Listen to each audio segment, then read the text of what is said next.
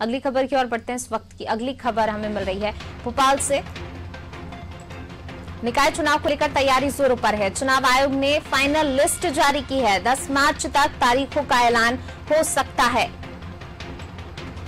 तो निकाय चुनाव की तैयारी अब जोरों पर चल रही है, जोरों पर है। चुनाव आयोग ने फाइनल लिस्ट भी जारी कर दी है।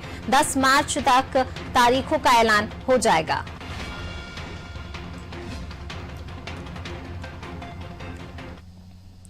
और ज्यादा जानकारी के लिए सीधे रुख कर लेते हैं वैभव जी का।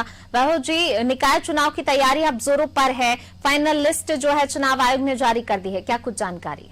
बिल्कुल, नगरीय निकाय चुनावों को लेकर फाइनल लिस्ट थी वो तैयार कर ली गई है। निर्वाचन आयोग लगातार कोशिश कर रहा है कि जल्द से जल्द मध्य प्रदेश में नगरीय निकाय चुनावों को संपन्न कराया जा सके। हालांकि इससे पहले जो नगरीय निकाय चुनावों को लेकर वोटर लिस्ट जो तैयार की गई थी उसको लेकर तमाम तरह के दावे आपत्तियां राजनीतिक दलों के द्वारा लगाए गए थे, जहां कांग्रेस का आरोप था कि हमारी मांग है कि लोकसभा चुनावों की तर्ज पर लोकसभा चुनाव में जो वोटर लिस्ट बनाई गई थी उसी के आधार पर नगरीय निकाय चुनाव कराया जाए। वहीं बीजेपी का आरोप था कि कई मृतकों को, कई ऐसे लोगों के नाम भी वोटर लिस्ट में हैं जो कि अब संबंधित निर्वाचन क्षेत्र में रहते ही नहीं हैं, पते भी बदल गए हैं। तो इसको लेकर पुनर्निर्वाचन की जो सूची है उसको संशोधित करके उसको सही करना चाहिए। तो दोनों दलों के जो आपत्तियां थी उन आपत्तियों पर भी सुनवाई की गई, आपत्तियों पर कार्रवाई भी की गई और जिसके बाद एक बार फिर से निर्वाचन आयोग के द्वारा नगरीय निकाय चुनावों को लेकर वोटर लिस्ट तैयार कर ली गई है।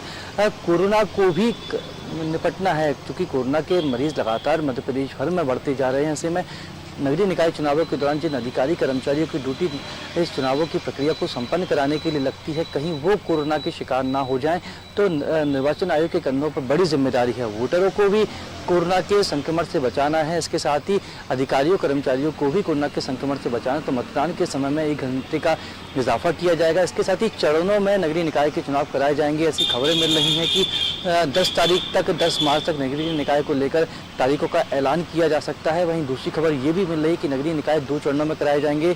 नगरीय निकाय चुनाव के साथ पंचायत चुनाव भी कराए जाने और मध्य प्रदेश में करीबन 400 से ज़्यादा ऐसी नगरीय निकाय हैं जहां पर चुनावों की प्रक्रिया संपन्न करानी है, क्योंकि कोरोना काल में इन जो नगरीय निकाय हैं इनका जो समय सीमा थी वो पूरी हो चुकी है। लेकिन चूंकि कोरोना तेजी से फैल रहा था, इसलिए जो संविधान के अनुसार इनके जो कार्यक्रम होते हैं, इनका जो कार्यकाल होता है उसे बढ़ा दिया गया था।